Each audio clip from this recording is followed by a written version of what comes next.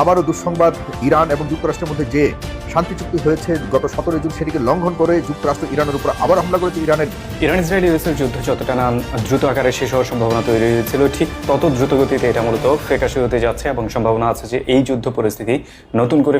আসসালামু আলাইকুম ভিউয়ার্স, দেশ ও দেশের বাহির থেকে যারা আমার ভিডিওটি প্লে করেছেন জানাচ্ছি আন্তরিক শুভেচ্ছা ও অভিনন্দন। আশা করি সবাই ভালো আছেন, সুস্থ আছেন, আলহামদুলিল্লাহ। তো ভিউয়ার্স, ইসরায়েল ও আমেরিকার যৌথ হামলায় হেলিকপ্টার বিধ্বস্ত হয়ে ইরানের সর্বোচ্চ নেতা আয়াতুল্লাহ খামেনির মৃত্যু হয়। মৃত্যুর পর থেকেই তার জানাজা দাফন কাফনকে কেন্দ্র করে অনেক গুঞ্জন চলছে। অনেকেই বলছেন যে তিনি এখনো জীবিত রয়েছেন, তবে ইরান তাকে লুকিয়ে রেখে একটি রাজনীতির ছক চালছে। দর্শক, এই মুহূর্তে আমরা জানবো অবশেষে আয়াতুল্লাহ খামেনিকে প্রকাশ্যে আনলেন ইরানের বর্তমান প্রশাসনেরা। আসুন, কোথায় কেমন কি অবস্থায় তিনি রয়েছেন বিস্তারিত সর্বশেষ আপডেট জানবো আমরা রিপোর্টে। ভিডিওতে যাওয়ার আগে ছোট রিকোয়েস্ট করবো, যারা চ্যানেলটি সাবস্ক্রাইব করেননি সকল আপডেট সবার আগে জানতে অবশ্যই চ্যানেলটি সাবস্ক্রাইব করে পাশে রাখবেন। দর্শক, আসুন স্ক্রিনে। সম্প্রতি ইরানের সর্বোচ্চ নেতা আয়াতুল্লাহ আলী খামেনির একটি ভিডিও সামাজিক যোগাযোগ মাধ্যমে ব্যাপকভাবে ছড়িয়ে পড়েছে। ভিডিওটিতে দেখা যাচ্ছে তিনি রাষ্ট্রীয় কোনো আনুষ্ঠানিকতায় নয়, বরং একদল শিশুর সাথে অত্যন্ত সাধারণ ও ঘরোয়া পরিবেশে নামাজ আদায় করছেন। কিন্তু কেন ইরানের সামরিক বাহিনী এই বিশেষ সময়ে এই ভিডিওটি প্রকাশ করল? এর পেছনে কি কোনো বিশেষ বার্তা আছে? ভিডিওটি কেন এখন প্রকাশ করা হলো? মধ্যপ্রাচ্যের বর্তমান উত্তেজনাপূর্ণ পরিস্থিতিতে যখন ইরান ও ইসরায়েলের মধ্যে স্নায়ুযুদ্ধ চরমে, তখন খামেনির এই ইমেজ বা কোমল প্রতিচ্ছবি তুলে ধরাটা বেশ তাৎপর্যপূর্ণ। এটি বিশ্বকে এই বার্তাই দেয় যে যুদ্ধের দামামার মধ্যেও তিনি তার দেশের ভবিষ্যৎ প্রজন্ম ও ধর্মীয় মূল্যবোধের প্রতি কতটা যত্নশীল ছিলেন। ভিডিওতে দেখা গেছে একদল কন্যা শিশু অপেক্ষা করতেছিল আয়াতুল্লাহ খামেনির জন্য, আর তিনি শিশুদের মাঝে আসতেই উল্লাসে মেতে উঠছিল শিশুরা। এ সময় আলী খামেনি ধন্যবাদ জানানোর পর সব শিশুকে নিয়ে সালাত আদায় করতে দেখা গিয়েছে আলী খামেনিকে। আর সালাত শেষে খামেনি সহ সব শিশুরা একসঙ্গে মোনাজাত করতে দেখা গিয়েছে। সালাত শেষে প্রিয় খামেনিকে কাছে পেয়ে আনন্দে উল্লাসে মেতে ওঠে শিশুরা। ভিডিওটি ভাইরাল হতে উচ্ছ্বাস প্রকাশ করেন নেটিজেনরা। অনেকেই লিখেছেন যে এই দৃশ্য স্বর্গীয়, আবার অনেকেই লিখেছেন যে আল্লাহ খামেনিকে নেক হায়াত দান করুক। এছাড়া এই ভিডিও প্রকাশ হতেই অনেকেই বলছেন তাদের প্রিয় নেতা আয়াতুল্লাহ খামেনি আসলেই বেঁচে আছেন, যদিও এই সত্যটা সময় বলে দেবে। ভিডিওটি ভালো লাগলে লাইক এবং সাবস্ক্রাইব, এবং ফেসবুক থেকে দেখে থাকলে আমাদের পেজকে ফলো করে আমাদের পাশে থাকবেন। ধন্যবাদ। ইরানের সদ্যপ্রয়াত সর্বোচ্চ ধর্মীয় নেতা আয়াতুল্লাহ আলী খামেনির জানাজায় পাকিস্তানের একটি উচ্চ পর্যায়ের প্রতিনিধি দল অংশ নেবে। পাক প্রধানমন্ত্রী শাহবাজ শরীফ আনুষ্ঠানিকভাবে এ ঘোষণা দিয়েছেন। তিনি বলেন, ইরানের প্রেসিডেন্ট মাসুদ পেজেশকিয়ান তাকে খামেনির জানাজা অনুষ্ঠানে অংশগ্রহণের জন্য বিশেষভাবে আমন্ত্রণ জানিয়েছেন। ইরান শুধু একটি বন্ধু প্রতিম দেশই নয়, এটি পাকিস্তানের ভ্রাতৃপ্রতিম জাতীয় প্রতিবেশী। শাহবাজ শরীফ জানান, পাকিস্তানের একটি বিশেষ প্রতিনিধি দল আগামী 3 থেকে 4 জুলাইয়ের মধ্যে ইরানের উদ্দেশ্যে রওনা হবে এবং জানাজা অনুষ্ঠানে অংশ নেবে। তেহরান জানিয়েছে, প্রয়াত সর্বোচ্চ নেতার প্রতি জনসাধারণের বিদায় ও শ্রদ্ধা নিবেদনের আনুষ্ঠানিকতা আগামী 4 ও 5 জুলাই তেহরানের ইমাম খামেনি গ্র্যান্ড মুসাল্লায় অনুষ্ঠিত হবে। স্ট্রবেরি সুপার ডটেড ও ক্লাসিক ভ্যারিয়েন্ট সেন্সেশন জাগুক শিহরণ। এছাড়া 6 জুলাই তেহরানে একটি বিশাল জানাজা ও শোক সমাবেশ অনুষ্ঠিত হওয়ার কথা রয়েছে এবং এর পরদিন অর্থাৎ 7 জুলাই পবিত্র নগরী কোমে আরেকটি শোকযাত্রার আয়োজন করা হবে। সবশেষে আগামী 9 জুলাই ইরানের মাসহাদ শহরে আয়াতুল্লাহ আলী খামেনিকে চিরনিদ্রায় শায়িত করা হবে।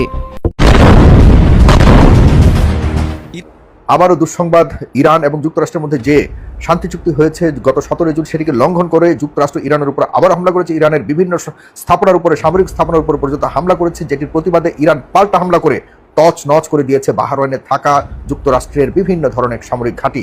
প্রিয় বন্ধুরা, আজকে 28 তারিখ শুরু হলো, 27 তারিখ দিবাগত রাত ঢাকা থেকে আমি আপনাদেরকে এই বিষয়ের উপর সর্বশেষ পরিস্থিতি জানার জন্য ভিডিওটি করছি। সবাইকে শেয়ার করে দিবেন, সবাই যেন বিষয়টি সম্পর্কে অবগত হতে পারে। তবে এখানে সবচেয়ে বড় বিষয় হলো, ইরান পাল্টা হামলায় এমন শিক্ষা দিয়েছে, আপনারা শুনে অবাক হবেন যে এখন যুক্তরাষ্ট্রই প্রথম চিন্তা করছে সৌদি আরব থেকে, এবং বিশেষ করে বাহরাইন, আবুধাবি এবং সৌদি আরবে যে তাদের বিশাল ঘাঁটি রয়েছে, এগুলিকে সবগুলিকে গুটিয়ে নেওয়ার জন্য তারা আজকে সেন্ট্রাল কমান্ড থেকে অনেকটাই ঘোষণা দিয়েছে, তারা এখান থেকে গুটিয়ে তাদের এই সামরিক বাহিনী থেকে শুরু করে নৌবাহিনীর বিভিন্ন পর্যায়ের যেসব গুরুত্বপূর্ণ স্থাপনা ঘাঁটি এখানে রয়েছে সেগুলি সরিয়ে তারা ইসরায়েলে নিয়ে নেবে, তাদের জারজ সন্তানদের দেশ যেটি সেখানে নিয়ে নেবে। এবং এটি আমি মনে করি যে এখনকার হামলার, এখন যেটা বর্তমানে চলছে, গত দুদিন আগে কেন হামলা হয়েছে সেটি আমি আপনাদেরকে শেষ পর্যন্ত আপনারা শুনে বুঝবেন কি কি হয়েছে গত দুদিন ধরে, তাহলে বুঝতে পারবেন। ইতিমধ্যে বাহরাইনের সরকার বলেছে যে আমাদের উপরে এইভাবে হামলা করেছে, আমাদের সার্বভৌমত্বের উপর আঘাত করেছে, ইরান অপরাধ করেছে। আরে বাবা, তোমরা যে যুক্তরাষ্ট্রকে তোমাদের দেশের যে ভূমি ব্যবহার করতে দিয়েছ, যেই ভূমি থেকে ইরানকে ধ্বংস করবার জন্য ষড়যন্ত্র করছে, সব সময় তোমাদের দেশের মাটি ব্যবহার করে যুক্তরাষ্ট্র এবং ইসরায়েল এই যে অপতৎপরতা চালাচ্ছে, সেসব ব্যাপারে তোমরা কখনোই কিছু বলো নাই। এই বাহরাইন এবং এই পারস্য উপসাগরীয় যে দেশগুলি রয়েছে, ছোট ছোট দেশ, আমাদের এই মুসলিম সুন্নি সম্প্রদায়ের দেশগুলি রয়েছে, এরা কিন্তু এতদিন কোনো ধরনের কথা বলে না। যখনই ওইসব জায়গা থেকে যুক্তরাষ্ট্র ওদের দেশ ব্যবহার করে, মাটি ব্যবহার করে ইরানের উপর হামলা চালায়, আর ইরান যখনই এই হামলার প্রতিবাদ করতে যায় তখনই এরা চেতে বসে এবং উল্টাপাল্টা মন্তব্য করে। এখন বন্ধুরা, গত দুদিন আগে ওমান সাগরে সিঙ্গাপুরের একটা পণ্যবাহী জাহাজের উপরে একটা ফলস ফ্ল্যাগ অপারেশন করা হয়েছে। ফলস ফ্ল্যাগ অপারেশন মানে হলো যে ছদ্মবেশে কোনো একটা আঘাত করে, মানে আপনার চুরি করে পেছন। দর্শক, স্ক্রিনে আমরা সে সম্পর্কে বিস্তারিত জানাবো। এই বিষয়ে আপনাদের মতামত কমেন্টে জানাবেন, কেউ ভিডিওটি স্কিপ করবেন না। ইরান ও আমেরিকার ভিতরে বর্তমান যে একের পর এক হামলা বা প্রতিহত চলছে, এটা আরো কতটা ধ্বংসক্ষয়ী যুদ্ধে পরিণত হতে যাচ্ছে, আরো বিস্তারিত সর্বশেষ আপডেট জানবো রিপোর্টে। ইরান ইসরায়েল ইউএসের যুদ্ধ যতটা না দ্রুত আকারে শেষ হওয়ার সম্ভাবনা তৈরি হয়েছিল, ঠিক তত দ্রুত গতিতে এটা মূলত ফ্যাকাশে হতে যাচ্ছে এবং সম্ভাবনা আছে যে এই যুদ্ধ পরিস্থিতি নতুন করে ফিরে আসতে পারে এবং সব ডিল এখানে ভেস্তে যেতে পারে। কেন এমনটা বলছি, এর পেছনের কারণগুলো কি কি সেটাই মূলত এক্সপ্লেন করার চেষ্টা করে যাচ্ছি। গতকালকের ভিডিওতে যেমনটা বলেছিলাম যে ইরান হরমুজ প্রণালীতে 2টা শিপে অ্যাটাক করেছে এবং বাকি শিপগুলো রিট্রিট করে চলে গেছে। এর পেছনের কারণটা বেশ ভয়ঙ্কর এবং এটাকে কেন্দ্র করে, মানে ইরানের শিপে অ্যাটাককে কেন্দ্র করে আমেরিকা গতকালকে রাতে ইরানের শিরিক আইল্যান্ডে অ্যাটাক করেছে এবং সেখানে তাদের রেডার সিস্টেম থেকে শুরু করে যত ধরনের মিলিটারি ইনস্টলেশন ছিল সেগুলোকে টার্গেট করে আমেরিকা সরাসরি অ্যাটাক করেছে, যেটা সরাসরিভাবে ইরানের সভরেনিটির উপর অ্যাটাক করা, নট শিপের উপর অ্যাটাক করা। এবং এর রেসপন্সে ইরান ক্লিয়ারলি বলেছে যে এটা আনআনসার্ড থেকে যাবে না। এবং আজকে ইরান অন্তত 2টা পয়েন্টে আমেরিকান ইনস্টলমেন্টে সরাসরি অ্যাটাক করেছে। এতে করে পুরো হরমুজ প্রণালী কেন্দ্রিক যত ধরনের পরিস্থিতি ছিল সেটা মূলত ভয়ঙ্করভাবে উত্তপ্ত হয়ে গেছে এবং মনে হচ্ছে যে খুব দ্রুত সময়ে অ্যাকশন রিটালিয়েশন খুব বড় আকারে শুরু হতে পারে আমেরিকা এবং ইউএস এর মধ্যে। এখন কেন এমনটা ঘটাচ্ছে, এটা হতে পারে ইউএস এর প্রি প্ল্যান, যে একটা মেমোরেন্ডাম অফ আন্ডারস্ট্যান্ডিং সাইন করার পর ইরানের যে গুডউইলটা পৃথিবীর সামনে তৈরি হয়েছিল সেটাকে ডিস্ট্রয় করার রাস্তা তৈরি করা, এমনটা হতেও পারে। আবার নাও হতে পারে, কারণ হচ্ছে আমেরিকা মূলত যত কথা এখন পর্যন্ত বলছে তার কোনোটাই মূলত তারা কোনোদিন মানে পালন করেনি। সহজ কথা, যতটা রিটেন হোক, মুখ থেকে বলা কোনো ওয়ার্ড হোক কিংবা অন্য যে কোনো কিছুই হোক, তার কোনোটাই আসলে তারা কোনোভাবে সেভাবে পালন করেনি। সো আমেরিকার পক্ষ থেকে এনিথিং পসিবল, কারণ তারা সেভাবেই চিন্তা করে এবং চলছে এভাবেই।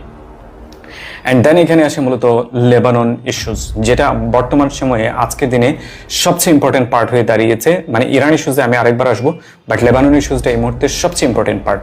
গতকালকে লেবাননের প্রেসিডেন্ট জোসেফ এওয়ান মূলত ইউনাইটেড স্টেটের মার্কো রুবিওর উপস্থিতিতে এবং ইসরায়েলের সম্মতিতে একটা ডিল সাইন করেছে, যে ডিলে সব মিলিয়ে 14টা ক্লজ ছিল। যে 14টা ক্লজের অন্তত 2-3টা ক্লজ আছে যেগুলোকে আপনি বলবেন যে এটা একটা দেশকে বিক্রি করে দেওয়ার মতো, লাইক এরকম যেমনটা বাংলাদেশ আমেরিকার একটা ব্ল্যাক ডিল হয়েছিল, বিজনেস ডিল, সেটার মতো করি। কিভাবে সেই ডিলের একটা ক্লজ বলা হয়েছে ডিজার্ম শব্দটাই ব্যবহার করা হয়েছে, এর চেয়ে বড় কোনো কিছু ইউজ করা হয়নি। সেই ক্লজে ক্লিয়ারলি বলা হয়েছে যে each and every non state arm group will be unarmed, মানে আগামীর দিনগুলোতে লেবাননের ভেতরে যত ধরনের সশস্ত্র গোষ্ঠী রয়েছে তার প্রত্যেকটাকে ডিজার্ম করবে লেবানন গভর্নমেন্ট। এর মিনিংস কি? মিনিংস হচ্ছে হিজবুল্লাহ লেবাননের একটা আর্ম গ্রুপ, যেটা লেবাননের গভর্নমেন্টের কোনো আর্ম গ্রুপ না। এবং যদি প্রত্যেকটা আর্মস গ্রুপকে ডিজার্ম করতে হয়, দ্যাট মিনস হচ্ছে হিজবুল্লাহকে ডিজার্ম করতে হবে স্পেসিফিক্যালি এবং খুব ইন্টেনশনালি। এই ক্লজে হিজবুল্লাহর নামটা উল্লেখ করেনি, রিজন হচ্ছে হিজবুল্লাহর নাম উল্লেখ করলে হিজবুল্লাহ লেবাননের গভর্নমেন্টের গলা চেপে ধরবে, সেই জন্যই করেনি। এবং এটা উল্লেখ করা হয়েছে। অ্যান্ড আরেকটা ক্লজ আছে যেটা এরকম বলা হয়েছে যে ডিজার্ম করার আগ পর্যন্ত এবং প্রত্যেকটা আর্মস গ্রুপ এখান থেকে ডিজার্ম করার আগ পর্যন্ত সাউদার্ন লেবাননের যে পোর্শনটুকুতে আজকে দিনে ইসরায়েল তার সিকিউরিটি জোন তৈরি করেছে, আনটিল ফার্দার সেটেলমেন্ট, এই সিকিউরিটি পারপাসে এখানে ইসরায়েল তার অবস্থান বজায় রাখবে বা ধরে রাখবে।